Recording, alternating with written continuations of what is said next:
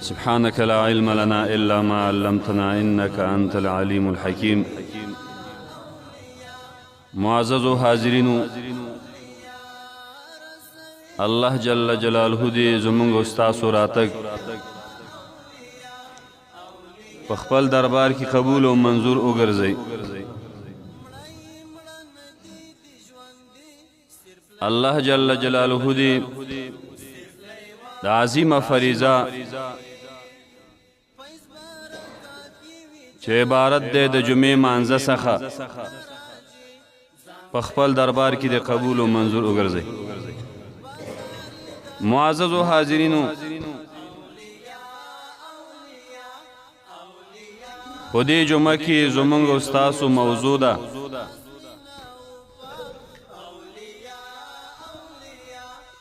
د الله جل جلاله اولیاء او دوستانو کرامات. چې کم نیکان بندگان دي د الله دوستان دي،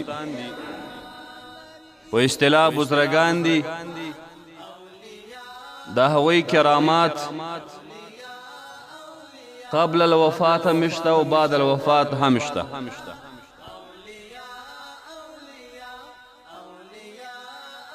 الله جل جلاله قانون دی،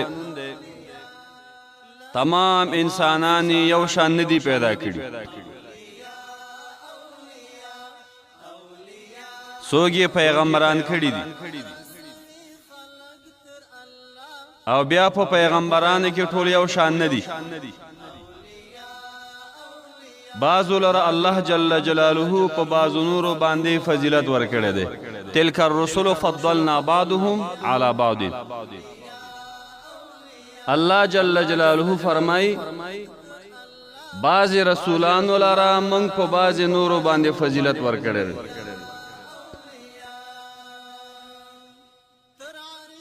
بعض الله جل جلاله اولیاء پیدا کړي د الله دوستان، عام مومنان الله پیدا کړي دي، خو د ټولو مرتبه دا برابر نه دي. ولی د الله دوست په ځان باندې تکالیف تیر کړي وي، حرامونه ځان بند کړي وي.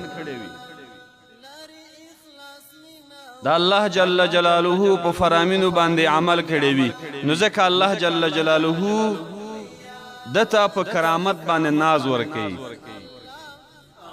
چې ته د زما په لاره باندې برابرې، زه به ستا مشکلات آسانوم. اولیاء چاته وایي؟ الله جل جلاله په قرآن عظیم الشان کې په خپله تعریف کړی دی. الله فرمایي الا ان اولیاء الله لا خوف علیهم ولا هم یحزنون. خبردار شئ، د الله جل جلاله دوستان اولیاء هغه څوک دي چې په دوی باندې به ورځ د قیامت کې ویره نه وي.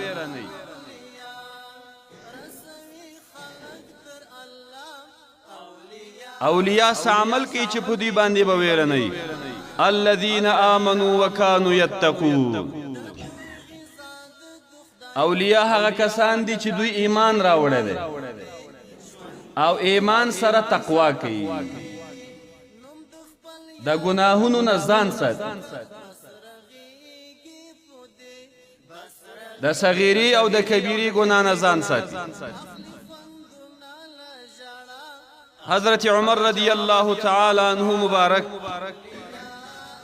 د حضرت ابی ابن کعب رضی الله تعالی عنہ څخه پوښتنه وکړه چې تقوا څه ته وایي. ابی ابن کعب رضی الله تعالی عنہ مبارک ورته وایي چې ته په ژوند کې ازغنه لاره باندې تللی، داسې یوه لاره باندې تللی چې هلته ازغي وي. حضرت عمر رضی الله تعالی عنہ مبارک ورته وایي چې او تللی وی هلته څه کوې؟ حضرت عمر سے مبارک ورته فرمایي چې کله زه په ازغنه لاره باندې ځم نو دا پیسې مې بډ وهم چې زما په وجود کې واړه ازغي یا لوی ازغي لاړ نشي. ابی ابن کعب رضی الله تعالی عنہ مبارک ورته فرمای تقوا هم دې ته وایي چې انسان د صغیری او د کبیرې نه ځان وساتي. دا تقوا ده. بس دا الله جل جلاله اولیاء تر قیامت پورې شته. ولې ایمان راوړي او تقوا کوي، بس دا ولی دی، دا الله دوست. او الله جل جلاله په تمامه دنیا کې دو کسانو سره د جنگ اعلان کړی دی. یو سودخور قرآن عظیم الشان کې برای راست اعلان کړی چې سودخوره زما جنگ ته تیار شه. او دویم د الله جل جلاله د اولیاء او دوستانو نیکانو سره چې څوک دښمني کوي، من عاد لی ولیا فقد آذنته بالحرب. الله فرمایي چې څوک زما دوستانو سره مخالفت کوي، ما دوی ته د جنگ اعلان کړی دی. ورځ د قیامت کې دوی سره زه جنگ کوم. الله سره څوک جنگ نشي کولی، څه معنا جهنم ته به خطا کوي. نو د اولیاء کرامات دا شته. د قرآن عظیم الشان نه ثابت دی. بی بی مریم رضی الله تعالی عنها دا پیغمبر نه وه، دا د الله دوست وه، دا الله ولی وه.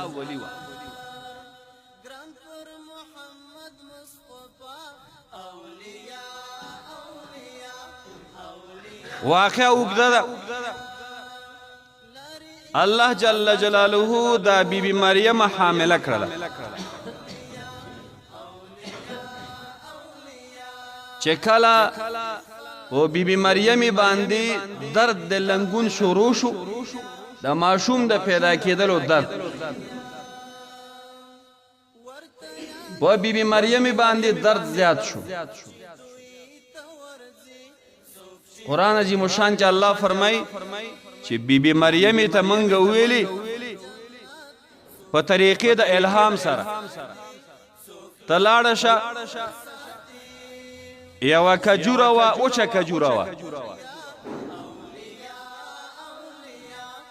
بلکل ثمرې نه نیوه. منګ بی بی مریم ته وویلي چې دا کجوره ځان ته وخوځوه،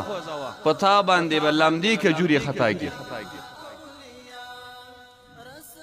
او لاندې اوبه روانې ده، اوبه وڅښه. بی بی مریم رضی الله تعالی عنها چې دې ونې ته ټق ورکړه، دستي تازه تازه کجوري دا ونیولې او دته یې خطا کړې، او دا کجوري وخوړې. دا مبارکه د لنګون په درد باندې پویه نه شوه چې کله سیاسره په اولاد باندې مریض وي، دا کجوري دا ورته ورکوي، دا ډېر مفید دي.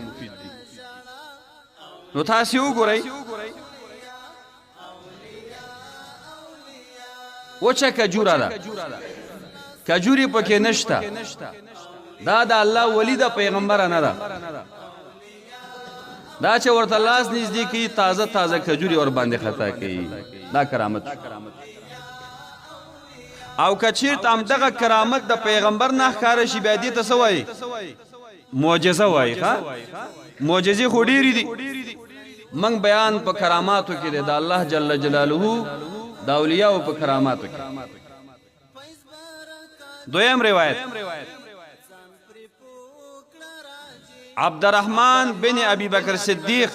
رضی الله تعالی عنہ مبارک نه روایت ده. د بخاری او د مسلم حدیث ده.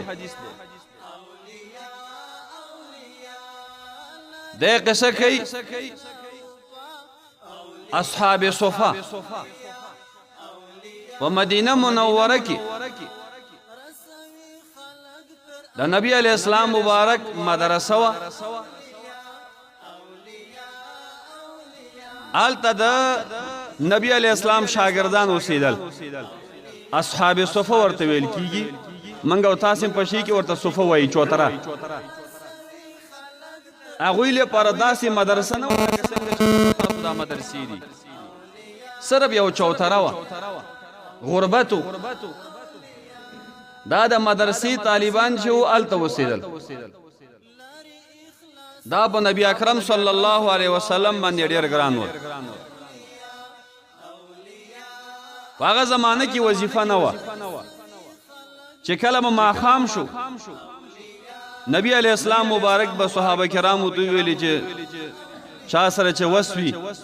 دا طالب العلمان کور ته بوځئ او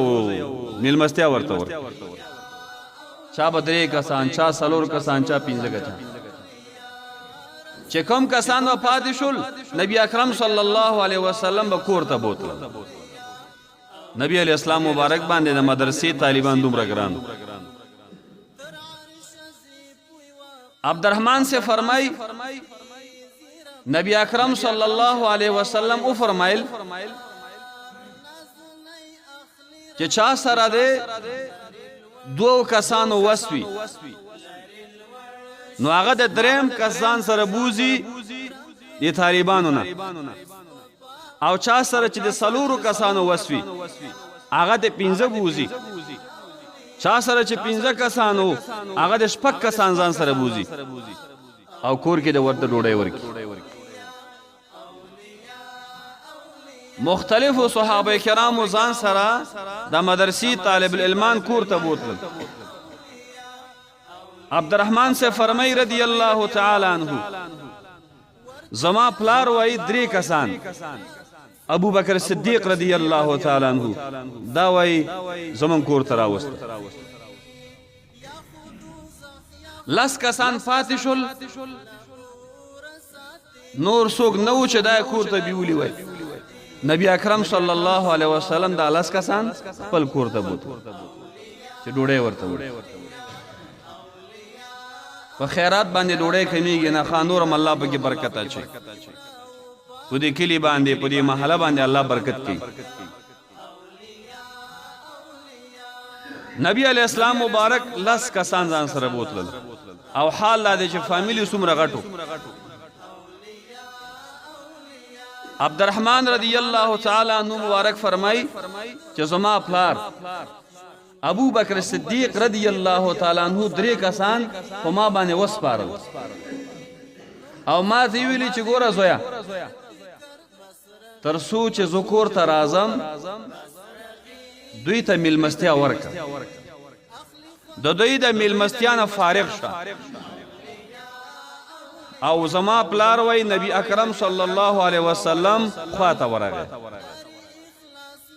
ابو بکر صدیق رضی الله تعالی عنہ چې د صحبت د نبی اکرم صلی الله علیه وسلم ډیر شوقي تر څو چې نبی علیه الصلاۃ والسلام سره د ملګرتیا امکانات ول ابو بکر صدیق رضی الله تعالی عنہ با امام الانبیاء نه جدا کېده ام دی وجنا صحابه کرام زیات دی په علم کې د ابو بکر صدیق رضی الله تعالی عنہ زیات دی جهادونه هم ډیر کړي خو لیکن ابو بکر صدیق رضی الله تعالی عنہ په ټولو صحابه کرامو کې اول نمبر شان لري وجه امداد چې نبی علیہ السلام سره ملګرتیا ډیره کړې ده صحبت ډیر کړې ده وای زما پلار نبی علیہ السلام خواته لاړ نبی علیہ السلام سره ماسختن ډوډۍ مخوړه او د ماسختن موزیم نبی علیہ السلام سره وکړ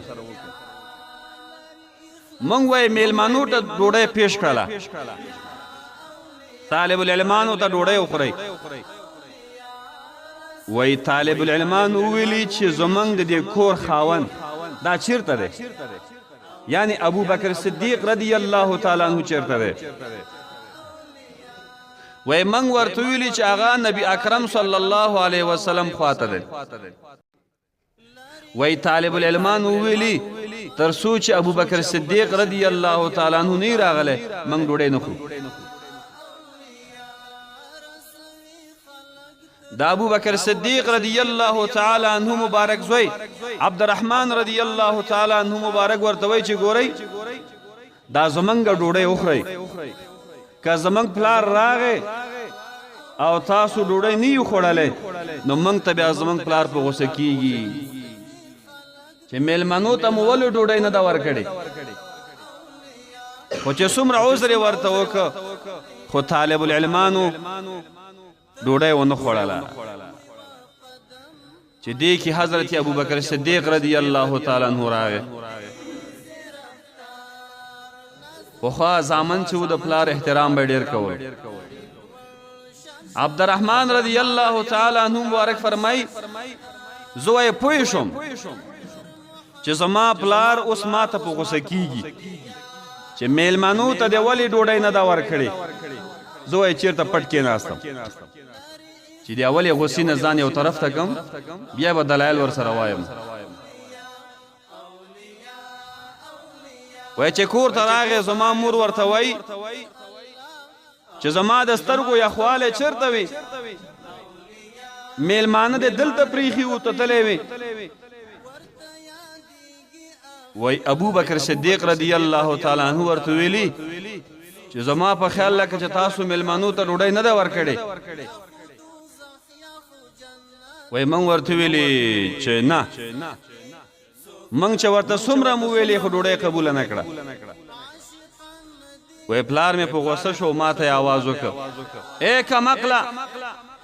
ای کم فکره چېرته یې ته وایي ما ځان غلی چې په غوسه دی وایي آخر کې راته ویلي که زما آواز اورې ای زما زویه په تا باندې زما قسم دی ځان دې ښکاره کړه په هغه زمانه کې قسم په غیر الله باندې جایز و اوس خو جایز نه دی د الله نه بغیر پر بل چا باندې قسم نشي خوړلی اوس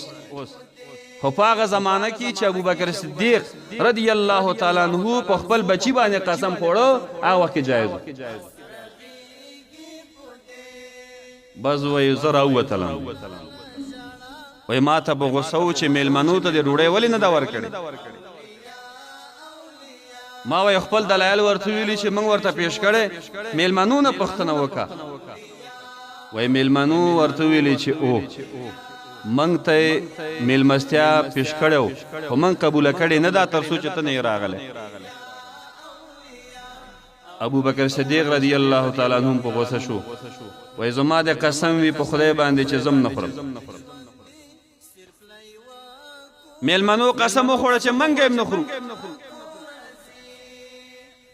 حضرت ابوبکر صدیق رضی الله تعالی عنہ مبارک چې غوسه سړه شوه وایي ډوډۍ رانږدې کړئ وایي دا زما قسم چې و د شیطان طرف نه امام الانبیا فرمایي چې چا قسم وخوړه چې دا کار به نه کوو او په کولو کې خیر و دی دی وایي خپل ځان حانس کی خپل قسم د مات کی کفار دی ول په کولو کې خیر و دلته هم په ډوډۍ خوړلو کې خیر و ابوبکر صدیق رضی الله تعالی عنہ خپل قسم مات که او ډوډۍ ته نږدې شو چې خوراک باندې شروع کړه نو عبدالرحمن رضی الله تعالی عنہ مبارک فرمای چې موږ به د کاسې نه ډوډۍ پورته کوله لاندې د به نوره ډوډۍ زیاتېدله موږ او میلمنو چې تی خوراک کوو دا خوراک کمیده نه بلکې اضافه کېده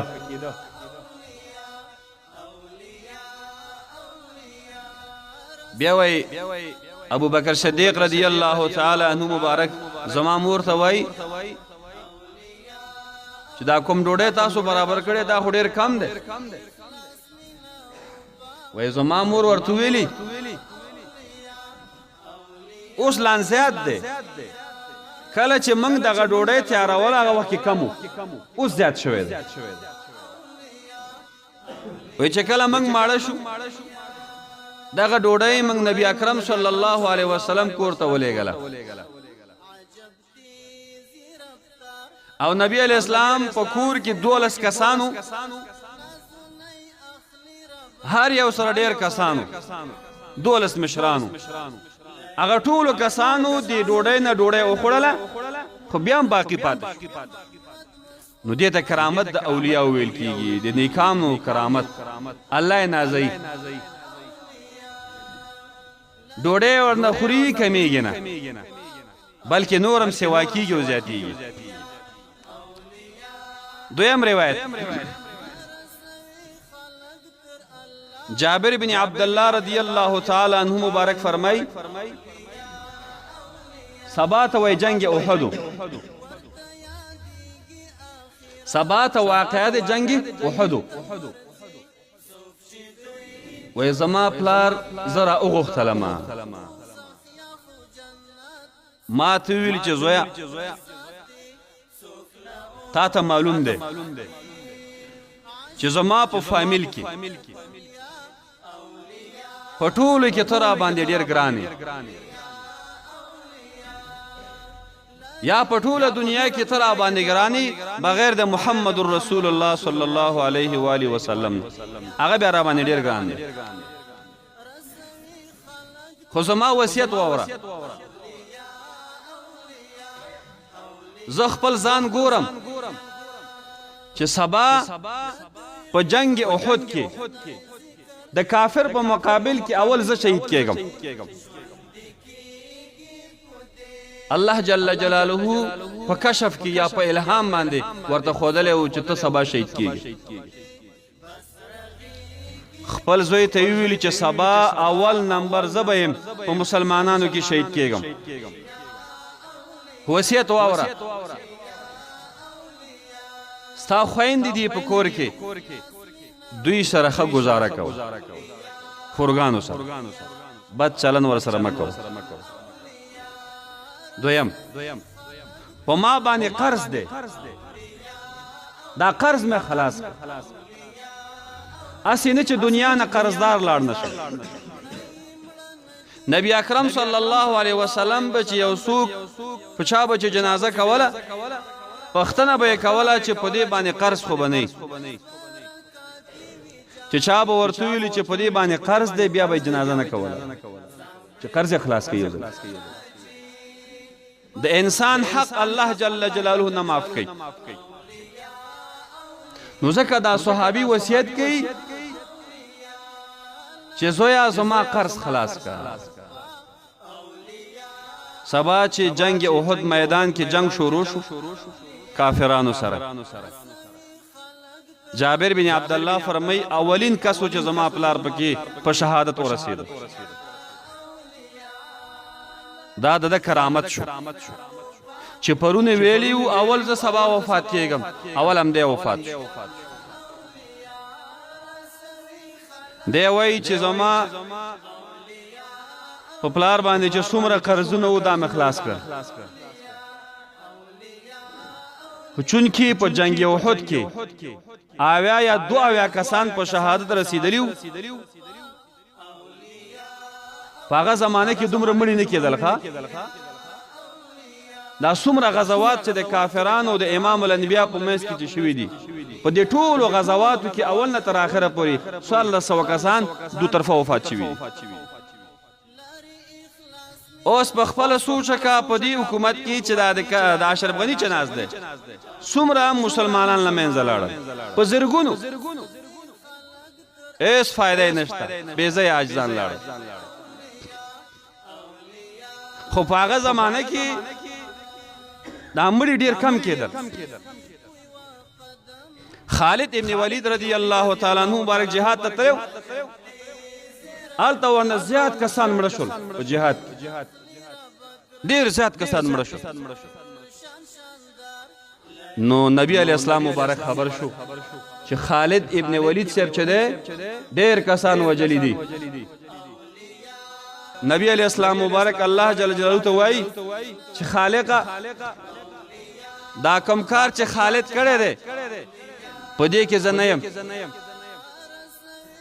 خالد پوه شه او کار یې پوه شه دا ډېر کسان چې وجلی دي په دې کې زه نه یم دومره نبی علیہ السلام مبارک د انسان په مړینه باندې خفه کېده دی مبارک وایي چې 2 کسان منگ په یو قبر کې خخول 2 کسان صحابه کرام په یو قبر کې به موږ کېښودل وایي زما پلار چې و دا مې وایي یو صحابي سره په قبر کې جوړه کېښوده 6 میاشتې وروسته وایي زما په زړه کې دا خبره تېره شوه چې یاره دا پلار مې بل چا سره خښ دی ما ته خوند نه راکوي راشه ویس پړه او دویم قبر ورته جوړ که او خښې که 6 میاشتې وروسته چې وایي لاړم د پلار قبر مې وسپړه ومې کتل چې زما پلار په قبر کې داسې ایښی لکه څنګه چې په ورځ د وفات کې و بلکل روغ سالم خو صرف دا یو غوږې چې په کوم ځي باندې زخمي و هغه کې تغییر راغلی و نور ټول سالم بیا مې په بل خبر کې خښ که نو دا د جابر بن عبدالله رضی الله تعالی عنه پلار د دا کرامت شو هغه د الله ولی و د الله دوست معززو وخت ډېر کوتاه دی د اولیاء کرامات قبل الوفات مشته بعد الوفات مشته دا ثابت دی واقع ډېر اوږده ده وخت کم پاتې دی عاصم رضی الله تعالی عنه مبارک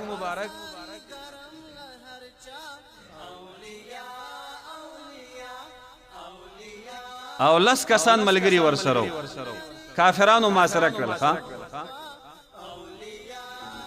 کافرانو چې ما سره کړل نو کافرانو ورته وایي چې تسلیم شي عاصم رضی الله تعالی عنه مبارک ورته ویلي چې زه نه تسلیمیږم دا د 10 کسانو مشر نبی علیہ السلام مبارک دا مشر کړی کافرانو ورته ویلي ګورئ که تاسو تسلیم شوئ 100 کسان کافرانو که تاسو تسلیم شوئ موږ تاسې نه مړ کوو عاصم رضی الله تعالی عنه مبارک ویلي چې کافران ټول دروغ وایي د دوی په واده باندې زما اعتماد نشته نه تسلیمیږم خو لنډه دا چې جنگ شروع شو عاصم رضی الله تعالی عنه مبارک په شهادت ورسېده چې شهید شو نو په دې صحابه کرامو کې 3 کسان ژوندي ونیول دوی خبیب رضی الله تعالی عنه زید بن دسنته رضی الله تعالی عنه یو دریم صحابي دا په مکه معظمه کې خرڅ کړ دا ځای نور پریدو دا کافران چې مکه معظمه ته لاړل هلته صفت وکړه چې عاصم رضی الله تعالی عنه موږ مړ کړ عاصم رضی الله تعالی عنه په جنگ بدر کې د قریشو نه یو لوی سړی وجلی و کافرانو نه نو د کافرانو ورته ویلي کیدای شي عاصم ډېر پهلوانو تاسو به نه وجلی که رښتیا تاسو وجلی لاړ شئ د عاصم رضی الله تعالی عنه یو اندام موږ ته راوړئ پرېږئ یو اندام یې پرېږئ او موږ ته یې راوړئ چې موږ وپېژنو دوی لاړل چې هلته لاړل عاصم رضی الله تعالی عنه مبارک په ژوند کې څه ویلي چې زه کافر ته تسلیمیږم نه غیرت یې کړی په اسلام باندې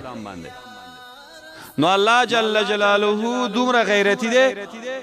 عاصم په ژوند کې نه خوښول چې دا د کافر په لاس کې شي او وروسته د مرګ نه الله تعالی وساته څنګه یې وساته دا کافران چې راغله ورته نږدې شول چې دې نه اوس یو اندام پرې کوي چې کافرانو ته د استشهاد په شکل باندې وښایي الله جل جلاله یو ناڅاپه د شاتو مچۍ پیدا کړ د شاتو مچۍ راغله او عاصم رضی الله تعالی عنه چاپېره کېناسته چې کافران نږدې کېږي دوی ورپسې خوشي کېږي چیچي حتی چې کافران په تیښته باندې بریالي شول او عاصم رضی الله تعالی عنه وجود د دوی د کافرانو له لاسه محفوظ شو نو دا کرامت د بعد الوفات صحابي وفات شوی دی په کرامت وروسته ښکاره کېږي نو دا د اولیاء کرامات موږ او تاسو په خپل سترګو هم لیدلي دي په کراتو مراتو باندې قبل الوفات او بعد الوفات چونکه وخت پوره دی اکثر وخت موږ او تاسو چې دلته دی خور نه دی سیلاب راشي څوک ویسي تاریخ په گواه دی د لاندې زیارت نه کته نه ځي ایساری الله ایساری څوک دامړې څوک ایساری الله جل جلاله خو منګ او تاسو ته خی چې ګورئ دا د الله بزرګ دی الله خو درته ایساره ولې شي خو آلته چې درته ایساره تا ته خبرداري درکې چې دلته په دې دنیا کې د الله دوستان شته ګورئ چې بې ادبي ونه کوي نو چونکه وخت پوره دی